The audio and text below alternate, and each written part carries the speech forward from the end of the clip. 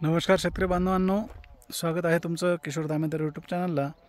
आणि तुम्ही जे बघताय आता सध्या इथे पाणी देणं सुरू आहे, फ्लोचं पाणी देणं सुरू आहे।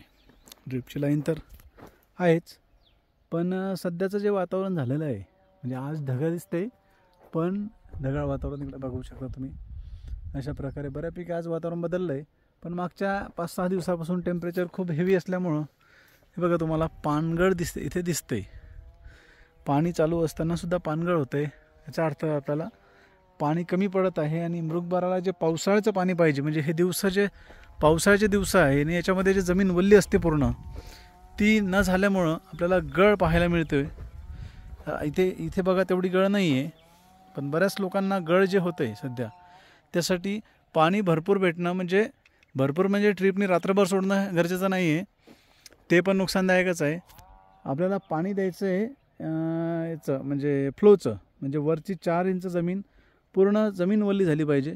अशा प्रकारे जर पाणी दिलं तर 100% तुम्हाला त्याचा गळीसाठी पण फायदा होतो आणि फळाची साईज पण चांगली होते। आता इथे तुम्हाला मृगबाराची साईज बघायला मिळेल, बघा अशा प्रकारे मृगबाराची साईज झालेली आणि बऱ्यापैकी इथे माल सेट झाला आहे। काही गळ पण बरेच होऊन गेलेली, पण जेवढा पाहिजे तेवढा इथे झालेला आहे।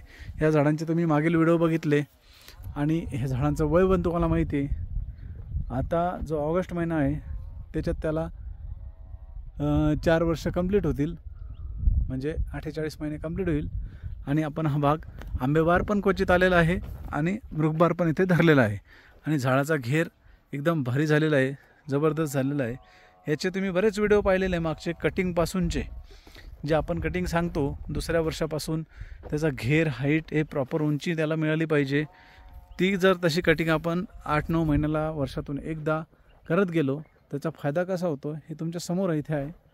आणि मागील व्हिडिओमध्ये अशा कटिंगचे व्हिडिओ ह्या झाडाचे तुम्ही 32 महिन्याचा व्हिडिओ आपण केलेला आहे, 36 महिन्याचा केलेला आहे, 42 महिन्याचा केलेला आहे। दर 4-4 महिन्याच्या फरकाने आपण व्हिडिओ केलेले आहे, ते तुम्ही मागे जाऊन पाहू शकता, म्हणजे तुम्हाला झाडामधील बदल लक्षात येईल। तर इकडून फ्लोनी पाणी द्यायला सुरुवात केलेली आहे, इकडे द्यायचं राहिलं आहे, इकडे पण देणं होऊन जाईल। अशाच प्रकारचे यांचे 4 टप्पे, प्रत्येक एक टप्पा, प्रत्येक झाडाला चांगला माल लागलेला आहे आणि अर्ली माल लागलेला आहे। आता इथे तुम्हाला कोळीचा प्रादुर्भाव पाहायला मिळतोय, त्यासाठी आपण परवाच्या दिवशी स्प्रे झालेला आहे, पण इथे अशा प्रकारे बघा नवीन पानावर टिपके यायला लागले, म्हणजे कोळीचा प्रादुर्भाव इथे आपल्याला दिसतोय। तो आपल्याला कंट्रोल करणं गरजेचं आहे। ज्या शेतकऱ्यांना असा नवीन नवतीच्या पानाला टिपका दिसत असेल त्यांनी अर्जंटमध्ये तो स्प्रे घ्यावा कोळीसाठी आणि तो कंट्रोल करावा। आता इथे बघा मृगबाराची साईज ही म्हणजे सुपारीपेक्षा मोठी साईज झालेली, छोटं लिंबू जे म्हणतो ना आपण त्यासारखी साईज झालेली।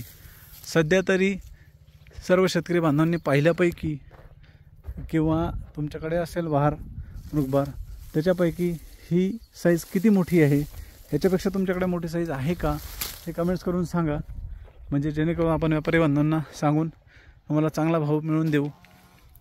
आणि अशा प्रकारची साईज किंवा याच्यापेक्षा छोटी साईज असेल तरी सांगा, म्हणजे आपल्याला त्याचं प्लॅनिंग पुढचं काय करायचं मी ते तुम्हाला सांगतो।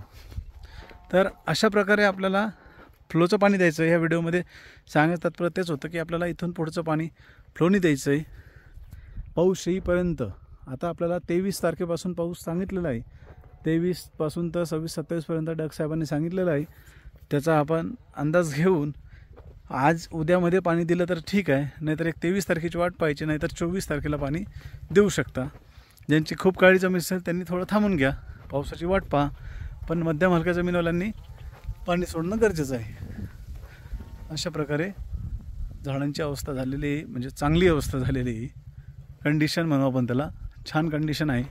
जे थोडे पानगळ तुम्हाला दिसते, पिवळे पानं झालेले दिसते, ते थोडं ताणवलं गेल्यामुळं झालं आहे। जे गवत काढताना आलं पाणी थोडंसं लेट गेलं, त्याच्यामुळे आपल्याला असा त्रास जाणवतो आहे। धन्यवाद।